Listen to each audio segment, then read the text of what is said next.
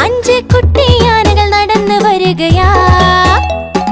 വരും വഴിയിൽ ആനക്കുട്ടിയെ ഉറുമ്പ് കടിച്ചേ.